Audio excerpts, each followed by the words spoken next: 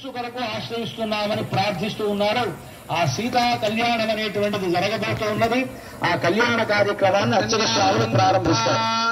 భగవదర్థం కన్యాం వృణీర్థమిత్యష్టౌ శ్రీ వైష్ణవేషయిత్వా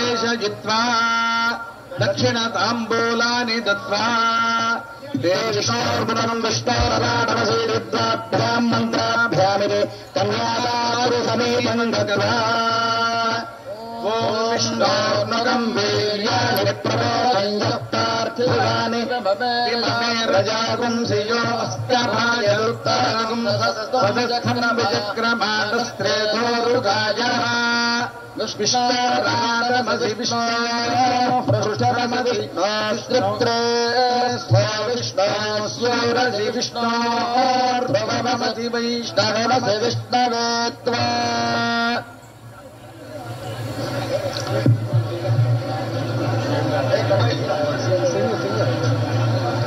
ఇప్పుడు కళ్యాణోత్సవంలో భాగంగా స్వామివారివి అమ్మవారివి ప్రవరలు విన్నవించడం జరుగుతుంది. అంతా శ్రద్ధగా ఆలకించండి. ప్రవర పఠనం అయిన తర్వాత వివరణ స్థానాచార్య స్వామి వారు అందిస్తారు. బ్రువతే ఆనందరాధ్యాయే అచ్యుత పరబ్రహ్మణే ఆదినారాయణాయ నిరాకార సాకార పరవ్యూహ విభవాంతర్యామి అర్చావతార పంచార్షేయ ప్రవరాన్విత అచ్యుత గోత్రోద్భవాయ పరబ్రహ్మ ధర్మణో నప్త్రే అనంతవేదాధ్యాయినే అచ్యుత పరబ్రహ్మణే ఆదినారాయణాయ నిరాకార సాకార పరవ్యూహ విభవాంతర్యామ్యర్చావతార పంచార్షేయ ప్రవరాన్విత అచ్యుత గోత్రోద్భవాయ నారాయణ శర్మణః పౌత్రాయ వేదాధ్యాయినే అచ్యుత పరబ్రహ్మణే నారాయణాయ నిరాకార సాకార పరవ్యూహ విభవాంతర్యామ్యర్చావతార పంచార్షేయ ప్రవరాన్విత అచ్యుత గోత్రోద్భవాయ భవ వాసుదేవ ధర్మణః పుత్రాయ వేదాధ్యాయినే అచ్యుత పరబ్రహ్మణే ఆదినారాయణాయ సాకార సాకార పరవ్యూహ విభవాంతర్యామ్యర్చావతార పంచార్షేయ ప్రవరాన్విత అచ్యుత గోత్రోద్భవాయ భద్రాచల శ్రీరామనారాయణ స్వామినే వరాయ చతుర్వేదాధ్యాయినే భాగ్య విశ్వంభరీ నిరాకార సాకార చిదచిదేశ్వర ప్రయార్షేయ ప్రవరాన్విత సౌభాగ్య గోత్రోద్భవ సంభర ధర్మణో నత్రీ వేదాధ్యాయినే సౌభాగ్య విశ్వంభరీ నిరాకార సాకార చిదచిదేశ్వర ప్రయార్షేయ ప్రవరాన్విత సౌభాగ్య గోత్రోద్భవ ధర్మణః పౌత్రీ వేదాధ్యాయినే భాగ్య విశ్వంభరీ నిరాకార సాకార చిదచిదేశ్వర త్రయారుషేయ ప్రవరాన్విత సౌభాగ్య గోత్రోద్భవ ధర్మణః పుత్రీ వేదాధ్యాయినే భాగ్య విశ్వంభరీ నిరాకార సాకార చిదచిదేశ్వర త్రయారుషేయ ప్రవరాన్విత సౌభాగ్య గోత్రోద్భవ సీతా మహాలక్ష్మీ నామ్నే ఇమాం కన్యాం వృణేభ్యం వృణీమహే అందరూ ఒకమారు చెప్పండి. దాస్యామి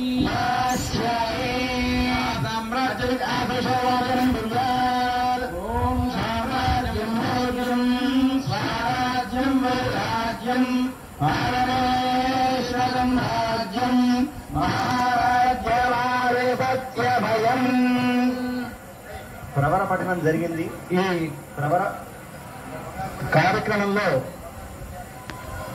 మనకు ఋత్విగ్వర వీళ్ళని కొంతమంది 8 మంది అష్టో బ్రాహ్మణాన్ ప్రేషయిత్వా అని 8 దిక్కులకు కొంతమందిని పంపించారు. సరైనటువంటి వధువును వెతుక్కురమ్మని పంపించారు. వారు 8 దిక్కులకు వెళ్ళేటువంటి వాళ్ళ కోసమని వరణ ఇచ్చారు. మీరు 8 దిక్కులకు వెళ్ళి ఒక అమ్మాయిని చక్కగా వెతుక్కురండి అబ్బాయికి అని. వాళ్ళు వెతుక్కుని వచ్చిన తర్వాత ఫలానా చోట ఫలానా అమ్మాయి ఉన్నది, ఆవిడ ఈ గోత్రంలో ఇలాంటి వంశంలో పుట్టినటువంటిది, ఆవిడ ఇలాంటిది అని చెప్పడంలో ఈ గోత్ర ప్రవరమైనటువంటి అర్చక స్వాములు సుగంధనాను లిప్య తండలోపరినిధాయ అర్యమణం మంత్రియ ఓం అర్యమణం బృహస్పతింద్రాయ శోభయ వాసం విష్ణువం సరస్వతీకం సవితారం చ వాజనం ఆదిత్యాను విష్ణువం సూర్యం బ్రహ్మాణం చ యోత్రాభిదేవతాజై శ్రీ మహాలక్ష్మ్యై నమః ఆవాహయామి ఓం ఐం హ్రీం శ్రీం త్రిజై నమః విష్ణోరాణమతీతమంత్రేణ ప్రతిధరమభిమంత్ర్య ఓం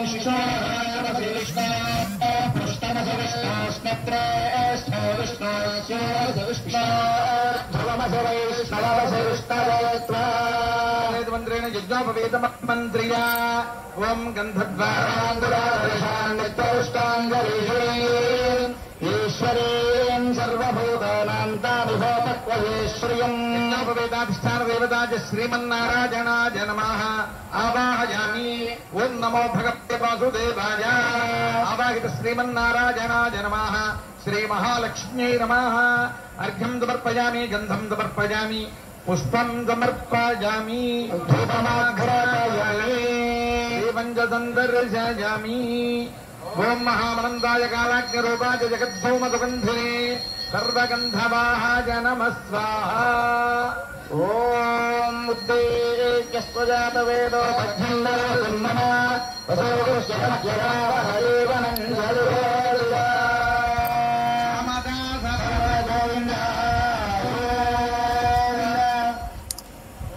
ధూపదీపానంతరం శుద్ధాత్మనీయం సమర్పయామి పుష్పైః పూజయామి ఓం కేశవాయ నమో నారాయణ నమః గోవిందాయ నమః ఓం విష్ణవే నమః ఓం మధుసూదనాయ నమః ఓం రుద్రమాయ నమః ఓం వామనాయ నమః శ్రీధరాయ నమః ఋషికేశాయ నమః పద్మనాభాయ నమః ఓం దామోదరాయ నమః వాసుదేవాయ నమః ఓం సంకర్షణాయ నమః ప్రద్యుమ్నాయ నమః అనిరుద్ధాయ పురుషోత్తమాయ నమః నరసింహాయ నమః అచ్యుతాయ నమః ఓం జనార్దనాయ నమః ఓం ఉపేంద్రాయ నమః హరయే నమః శ్రీకృష్ణాయ నమః ఓం శ్రీం శ్రీజయ నమః ఓం భూం భూమ్యే నమః ఓం నీం నీలత్తే నమః ఆవాహిత శ్రీమన్నారాయణాయ నమః శ్రీ మహాలక్ష్మ్యై నమః ఫలనివేదనం సమర్పయామి ఓం భోక్షాపరిచామి వేద్య ఓం ఓం ఓం హం హం హం ఇదమిదమిదం గృహాణ స్వాహ తాంబూలం సమర్పయామి సువర్ణ దివ్యమంత్రపుష్పం సమర్పయామి యథాస్థానం ప్రతిష్ఠా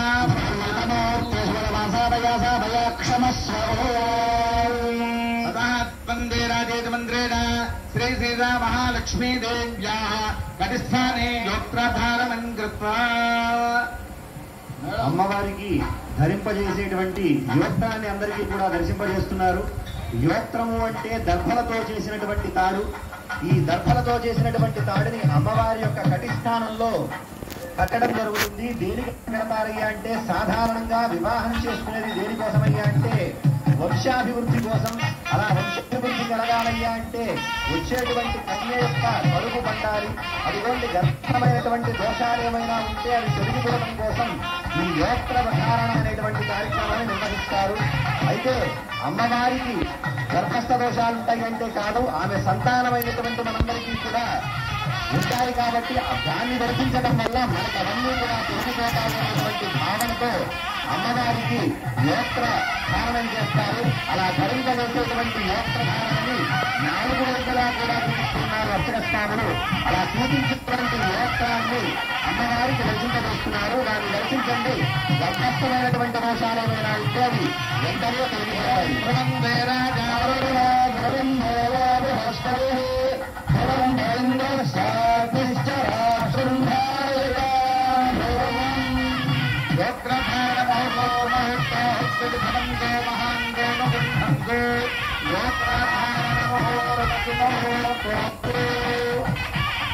శ్రీజగదాంబతే అనందరాశ్రమసిద్ధ్యర్థం యజ్ఞోపవేతధారణం కరిష్యే.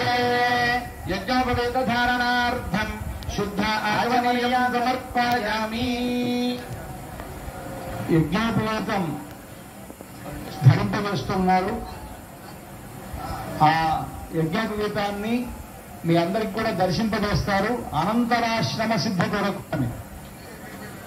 అనంతరాశ్రమం అని అంటే ఇప్పటి వరకు బ్రహ్మచారిగా ఉండేటువంటి రామచంద్రుడు ఇప్పుడు తర్వాత ఉండేటువంటి గృహస్థాశ్రమంలోకి ప్రవేశించబోతున్నాడు కనుక ఆ గృహస్థాశ్రమ సిద్ధ కొరకు ఇక్కడ యజ్ఞోపవీతాన్ని ధరింపజేస్తూ ఉన్నారు. ఆ యజ్ఞోపవీత పూజ జరిగినది.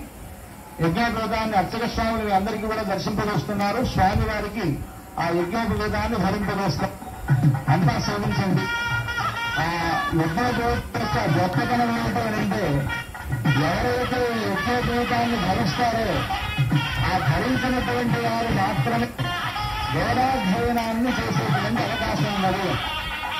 వేదము మన యొక్క జ్ఞాన భాండాగారం. వేదములలో లేదు కదా. ఆ వేదము అనేటువంటిది అధ్యయనం చేయడానికి యజ్ఞోపవీతాన్ని ధరించాలి అని. దానికి పేరే యజ్ఞోపవీతం అని. అంటే యజ్ఞం అంటే భగవంతుడు, యజ్ఞోవై విష్ణువు అని. కనుక విష్ణుస్వరూపమైనటువంటిది ఆ యజ్ఞోపవీతం. అది ధరిస్తేనే ఆ వేదమును ఉచ్చరించేటువంటి యోగ్యత కలుగుతుంది. కనుక ఆ యజ్ఞోపవీతాన్ని మనందరికీ కూడా దర్శింపజేస్తున్నారు. స్వామివారికి దాన్ని అనంతరాశ్రమ సిద్ధ కొరకు ధరింపజేస్తారు. అంతా సేవించండి.